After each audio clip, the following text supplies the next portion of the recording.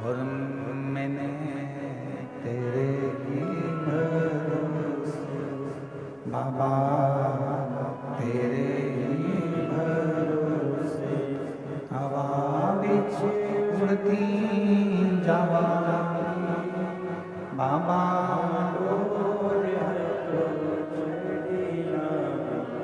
कटी भोले मैं तेरी शंभु मैं तेरी हवा बिच उड़ती जावी बाबा,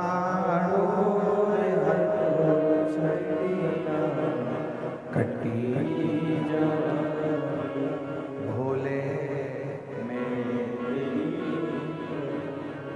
शिव कथा, शंकर का चरित्र का, शिव महापुराण का चरित्र का,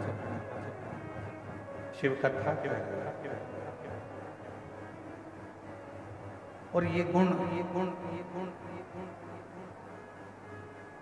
हिरण्यकशिपु के पुत्र श्री प्रहलाद जी का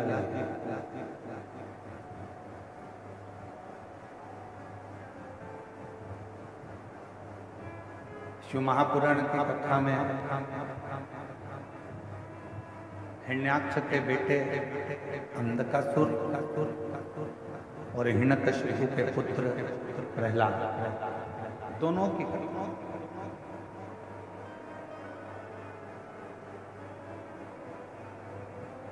अंधकासुर जो भगवान शंकर के नेत्र बिंदु से प्रकट हुआ और जिसको माँ जगत जननी पार्वती जी ने अपना पुत्र माना,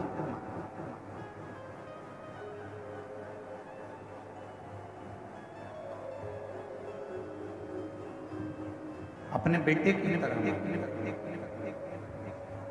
और वो पुत्र जब शिव जी के सम्मुख में माँ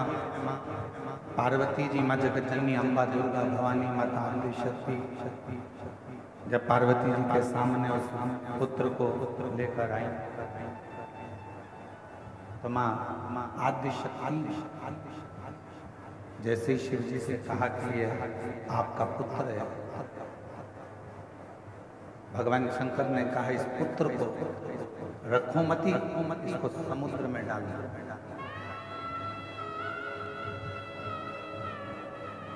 इसको रखना नहीं है, इसको समुद्र में पटक दो। पार्वती जी ने कहा इसको तो मैंने अपना पुत्र मान लिया, और कैसा भी है तो मेरा बेटा, है तो मेरा पुत्र।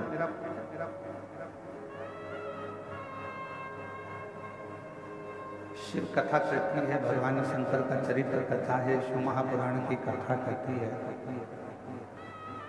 भगवान देव देवा महादेव का चरित्र कहता है। झोपड़ी में रहकर भी अगर कोई भगवान का भजन कर रहा है और महल में रहकर भी अगर कोई भगवान का भजन कर रहा है, भगवान उसके नाम से उसको नहीं जाना।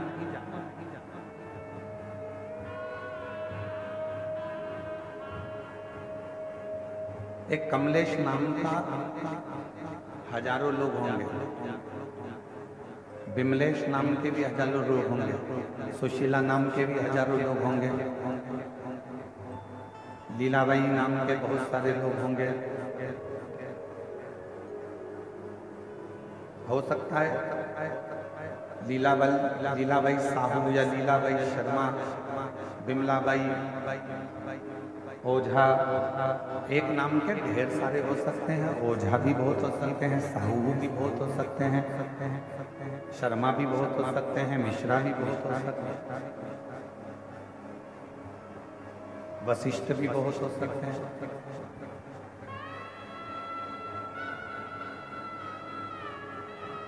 एक नाम के हो सकता है कि बहुत सारे लोग हों। मेरे शंकर भगवान के यहाँ आपका नाम नहीं चलता,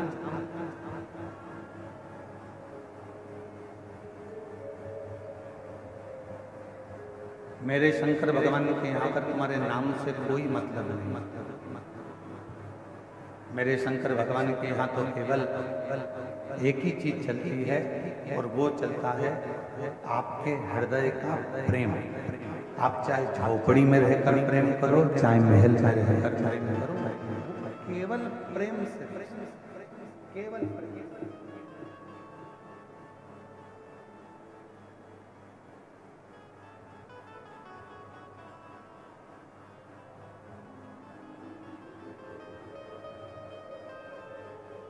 अब यदि सच्चा प्रेम है तो शबरी अम्बा के लिए मेरे राम जी महाराज, किसी ने बड़ा सुंदर कहा कि राम जी रावण को मारने के लिए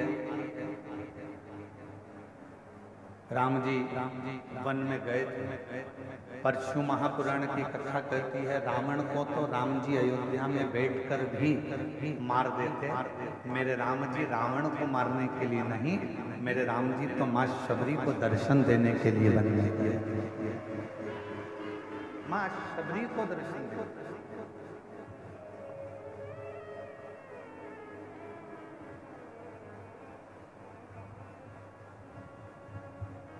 और जिसके हृदय में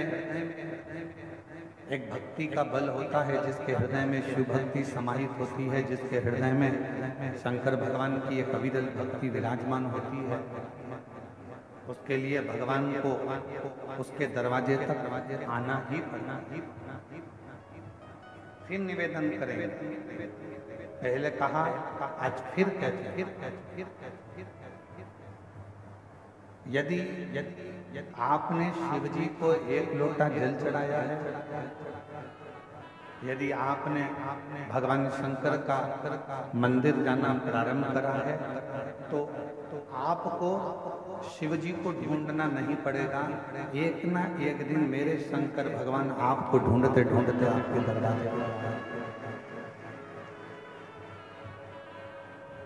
आपको शिव को नहीं ढूंढना।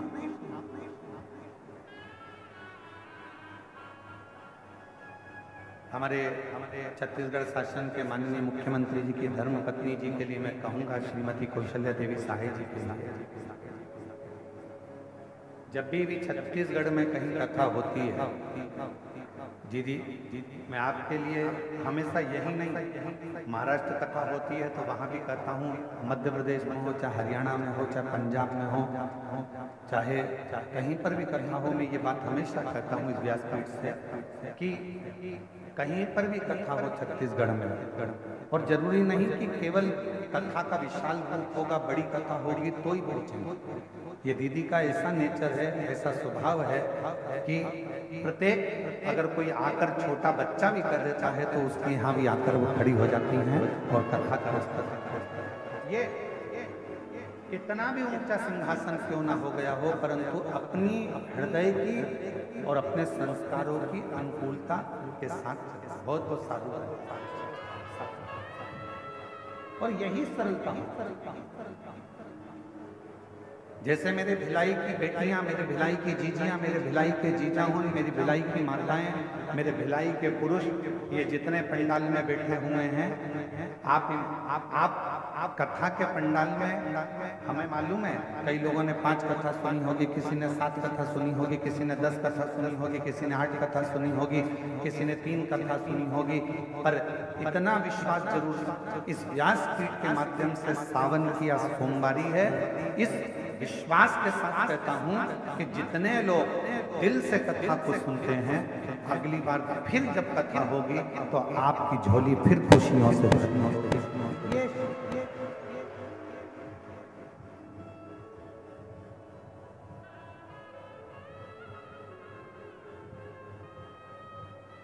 एक बहन जी ने पत्र लिखा, उस पत्र में लिखा क्या, गुरुजी इस शिव महापुराण में ऐसा क्या है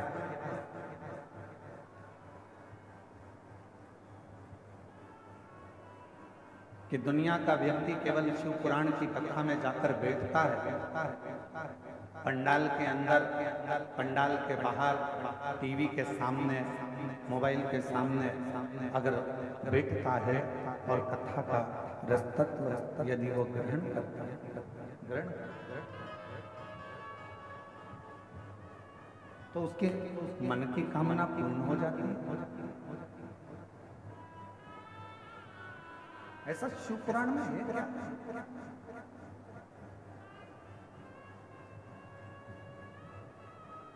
और ये प्रश्न केवल आपका नहीं है, ये प्रश्न स्वयं चंचुला देवी ने भी तुमरुका जी से,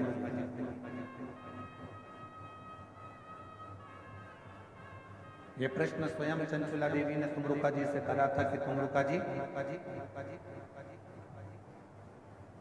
माँ जगतजननी पार्वती जी ने कहा है कि अपने पति के मोक्ष के लिए, बिंदु के लिए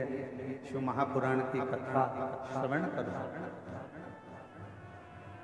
और मेरे पति ने ना तो कभी दान किया, मेरे पति ने ना कभी धर्म करा, मेरे पति ने ना कभी पुण्य करा, मेरे पति ने ना कभी सत्कर्म किया, मेरे पति ने कभी ना मंत्र जाप किया, मेरे पति ने ना कभी किसी तीर्थ का दर्शन किया, ना मंदिर गया। फिर आखिर मेरे पति को मोक्ष कैसे मिल जाएगा?